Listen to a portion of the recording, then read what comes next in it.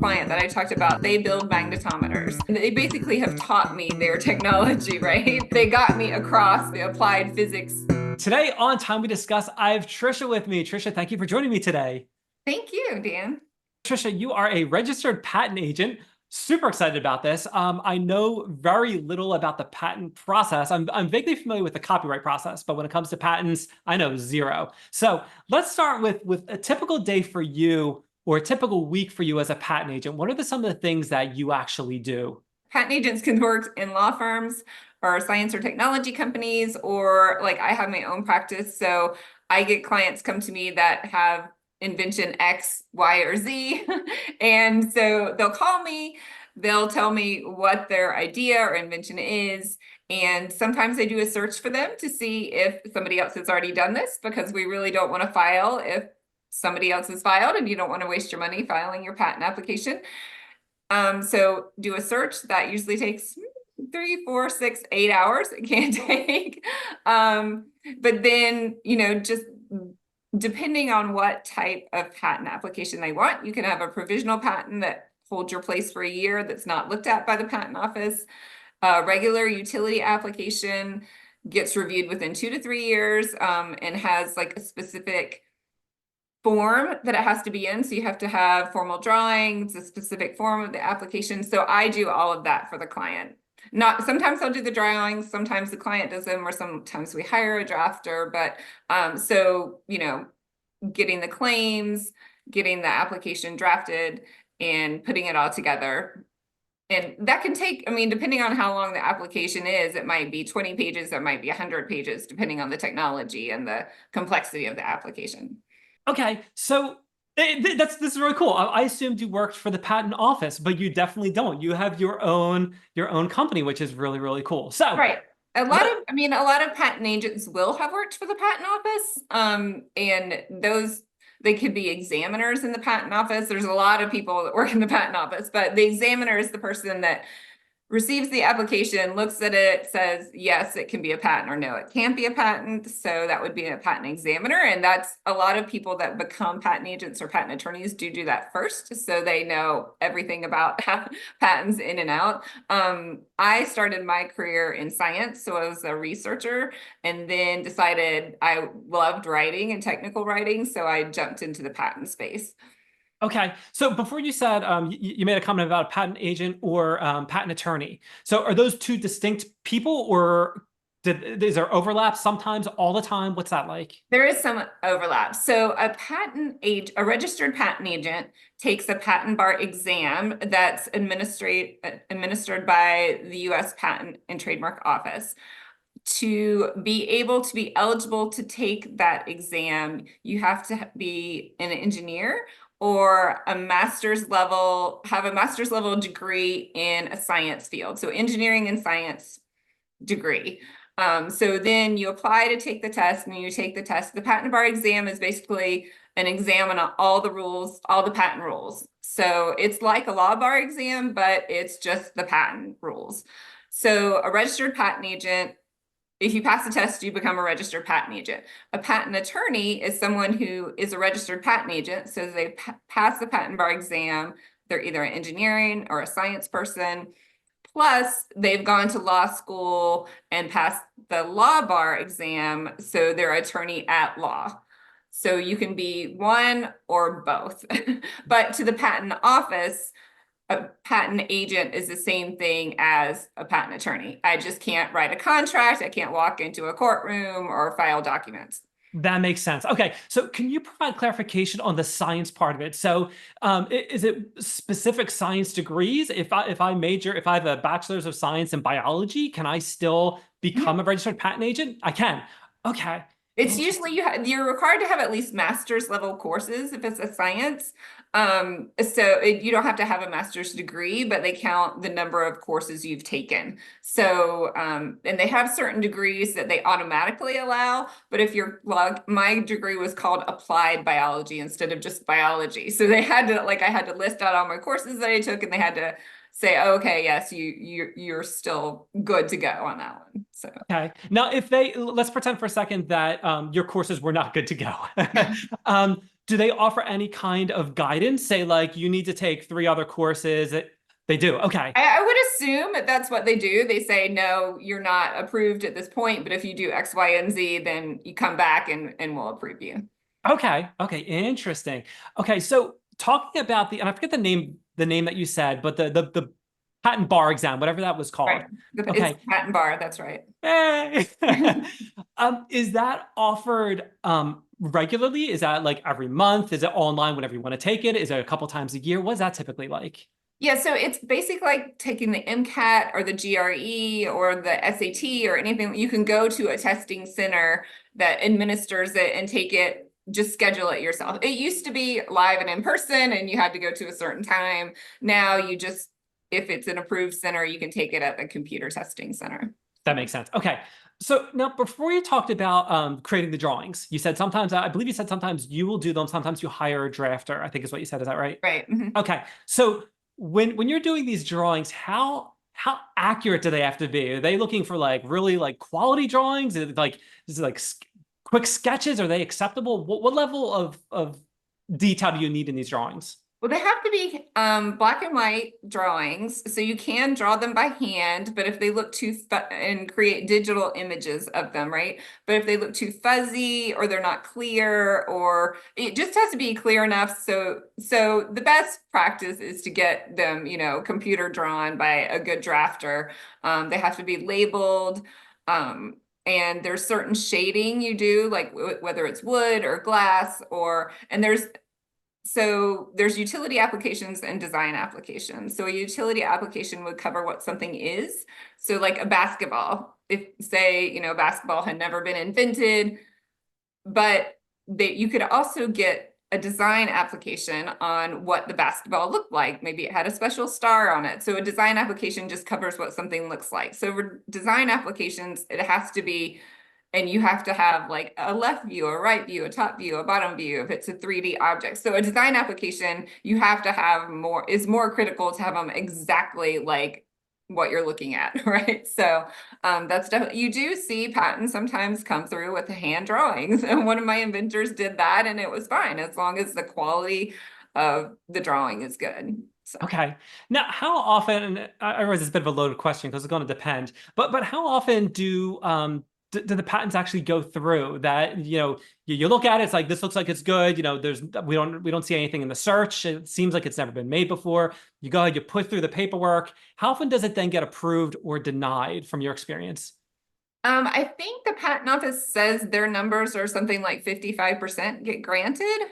But if like in my practice, because I really highly suggest that these clients do searches, my success rate is like 85%. So you can do things to ensure that your patent is going to go through. You're not spending money that's not going to go anywhere. So Working with someone like you directly, does that improve one's chances of getting their patent filed? Or is it just more like, no, the chances are equal, but you know what you're doing. You could do things a lot quicker, like the system. What's that typically like? right. So an inventor can file their own application as long as you have, and they're going to look at it to see if you have the correct formatting, the correct forms, all of those things.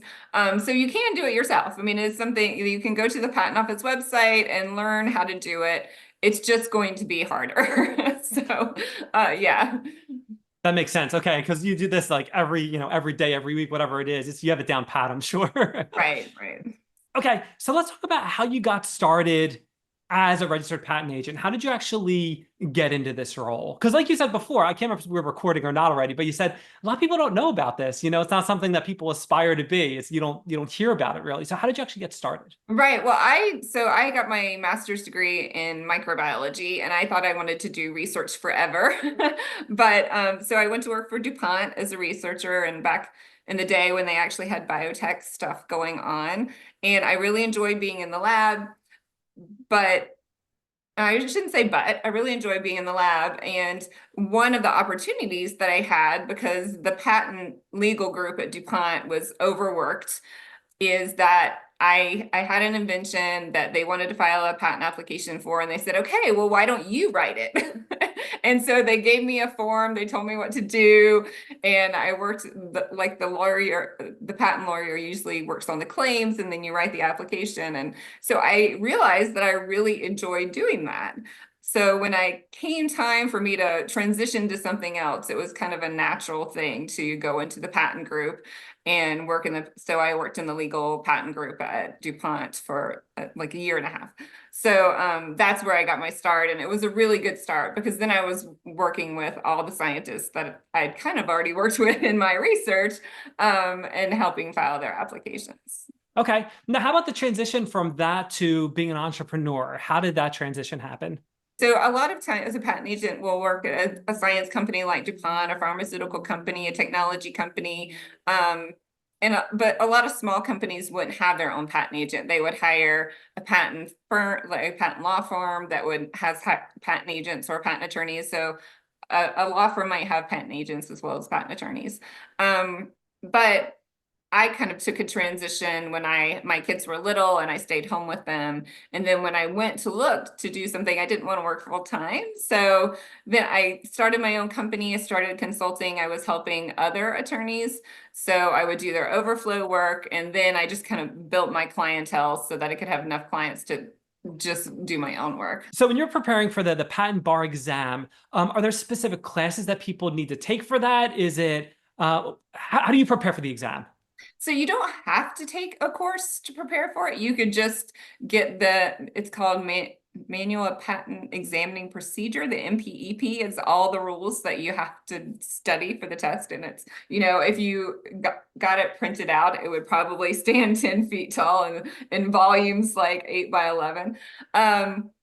But there are a lot of good courses out there. There are a lot of different kinds of courses out there. So you could pay $3,000 for a 2-week course that's going to teach you everything you need to know to take the test. Not everything, but most of the things you need to do to take the test. There are companies out there that have like accumulated old tests and say, well, this is the information they usually put on the test.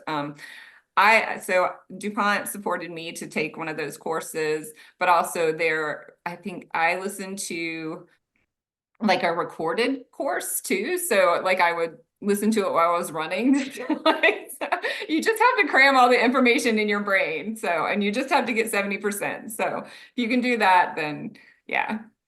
It was funny. I was talking to, I don't remember the name of the person I was speaking with, but he was a real estate agent. And he was a chemist originally, and then decided he wanted to go into real estate. And the way he talked about, you had the 70 was passing. He had a very similar comment. He was like, you need 70 pass. They didn't tell you what your score was. I could have passed with an 80. I could have passed with a 71. All that matters is I passed. Well, yeah, that's a good thing about the computerized testing now. It tells you right away. You're either yes, good, or no, not. So true. So true.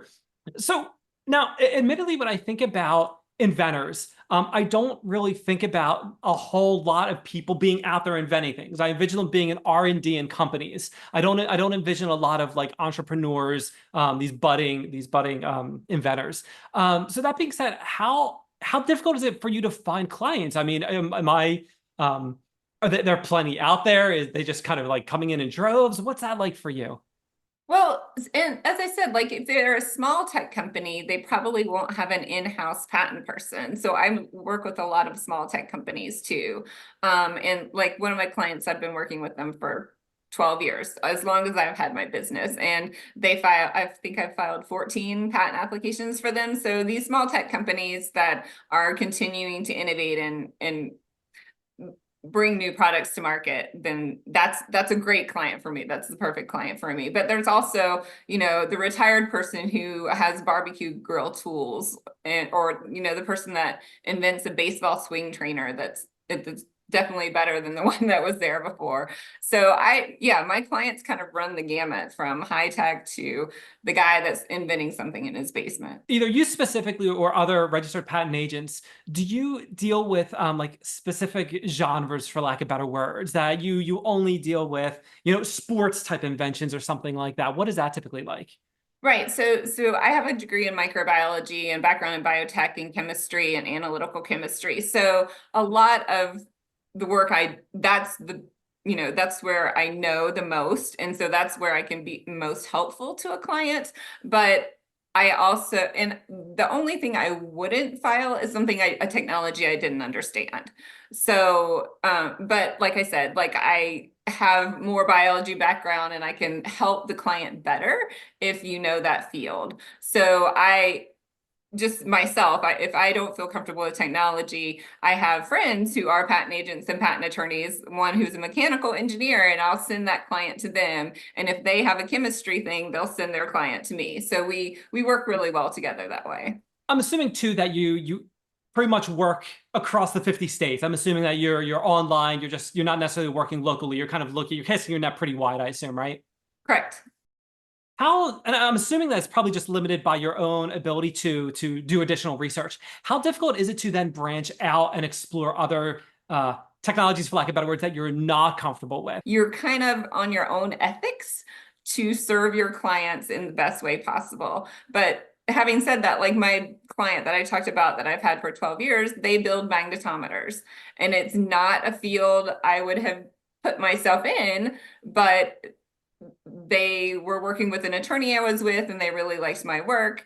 So when they went and formed their own company, they contacted me and they basically have taught me their technology, right? So they got me across, the applied physics jump so that, and lasers and all of those things so that, I could best serve them. And now it's easy for me to write an application for them because I understand all the background. So it's fun in that I get to learn a lot of new things that way. But I wouldn't file an electrical engineering patent because I'm like, so I shouldn't say that because somebody may be able to teach me that, but my daughter talks about it and I don't understand. So I'll let someone else do that. Tricia, sometimes I like to ask this question. And looking at different jobs, there are different things that people like and things they don't like, and things when a particular career might be a deal breaker. So, for instance, if you don't like sitting in front of a computer for at least 8 hours a day, computer programming is not for you, probably. So, what's something that you can think of that if a quality of the job that if you're not happy with that, then this job probably isn't for you? Well, it's a lot of writing. So if you don't like writing, then that's probably not for you. And like the way I have my business, it's only me. So I do all the form. So normally if you're in a big law firm or maybe in a company that had a patent legal group, you might have a paralegal or a legal assistant that's doing the forms and the formatting. And so you only have to write. You don't have to do anything else but write the application and talk to your client and figure out what the best way to write the application is, right? But for me, like I have to fill out all the forms and I have to upload them to the website, and you have to make sure they're in the right form and the format and the right file and all of those things. So, and running my own business, I have to get my clients. So, I guess it depends on where you work and where you're choosing to work, as far Okay. as like those little things might be headaches to people. Okay, that makes sense. Okay, so now what about this? If I'm a small company or a large company, I guess it really doesn't matter, and I am looking to take advantage of your patent services, how can I go about finding the one that's the right fit for me or vetting these companies? Really, it's just looking at your resume and looking at their clients and calling their clients. That's what I would do if I was looking for someone. I mean, the patent office publishes a list of registered patent agents by state. So some of my clients have found me that way because some clients realize that, okay, I don't need a patent attorney, and patent attorneys are going to be a little more expensive, the per hour rate. So some clients want the patent agent, so they have a little bit lower price tag to file their application. So that's really like one of my clients from Virginia. She was like, I just started calling down the list and looking on people's websites. So That's awesome. That is really, really good information. Such a fascinating field. I had no idea something like this was so neat. Now, Tricia, you're also an author, so I definitely like to talk about that a little bit. I did not do my homework. Have you written one book, many books? Where are you in that scale? I have got a little bit crazy in the author world. I have written and published 22 books now in 6 years. So wait, no, it's not six. Yeah. No, it's 9 years. Wow, it has been 9 years. So that's not as crazy as 6 years. It's funny. So like that when you're speaking, the camera's on you and I'm speaking, the camera's on me. And when you mentioned 22 books for all the other listeners, my jaw just dropped. I was not expecting, usually I expect it's my first one, it's my third one. So every once in a while I get 10, 15, something like that, but I was not expecting 22. That is awesome. Now, when you did this, did you go down the self-publish road, or are you using a traditional publisher, a mix of both? What's that like for you? I do self-publish, yes. I've only Okay. self-published. Okay. And what genre are we looking at? Are you all over the map? What is that like? I am kind of all over the map. Yes, I started with college romance. It's kind of coming of age series.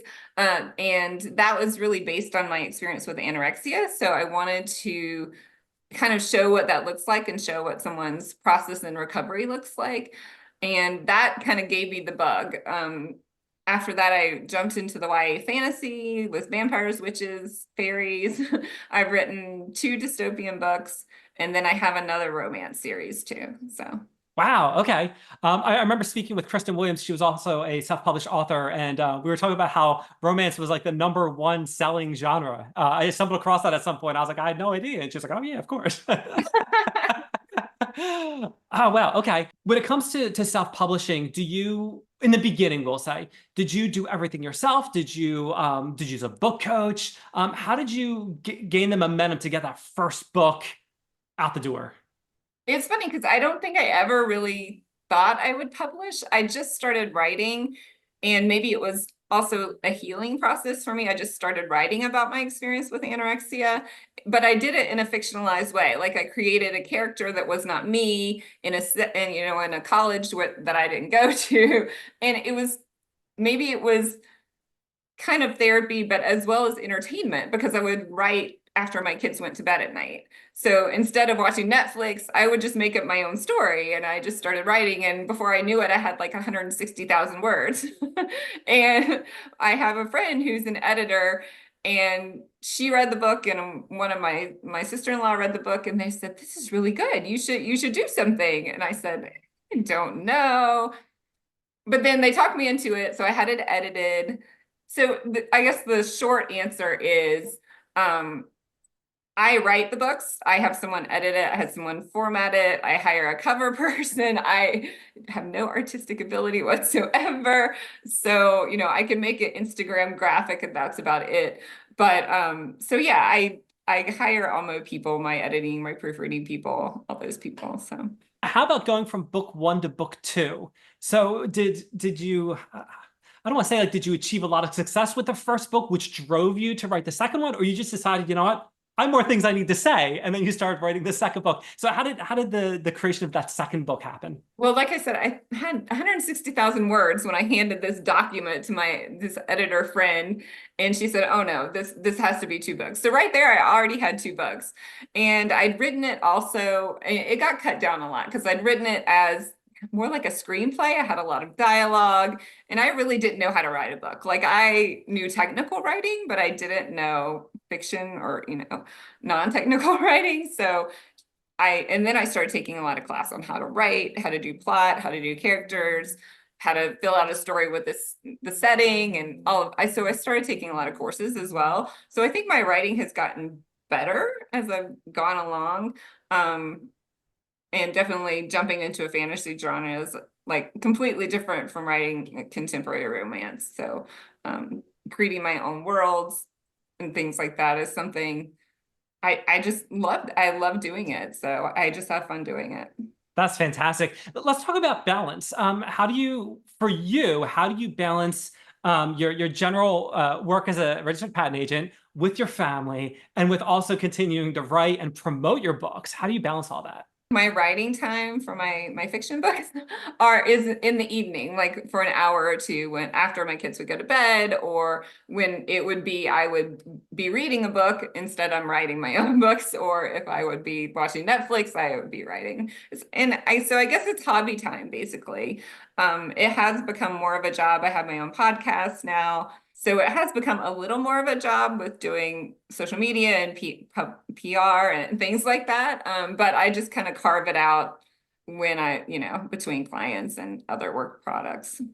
That's awesome. That's fantastic. Trisha, I'm running a little short on time, but one thing I like to do is when I'm speaking with someone, I like to give them the opportunity to talk about a project they're working on, a cause they believe in, their business. So if you want to talk about a little deeper on anything that we've already discussed or something else, floor is yours. Go at it. Okay, so I guess one organization that's near and dear to my heart because I did have experience with anorexia is the National Eating Disorders Association. So a couple of times a year, I will do fundraisers for them. They have a great platform and a lot of resources for people who struggle with eating disorders, whether it's anorexia, bulimia, overeating, all those on the spectrum. So I really feel that it's a great organization, and I always like to hype them.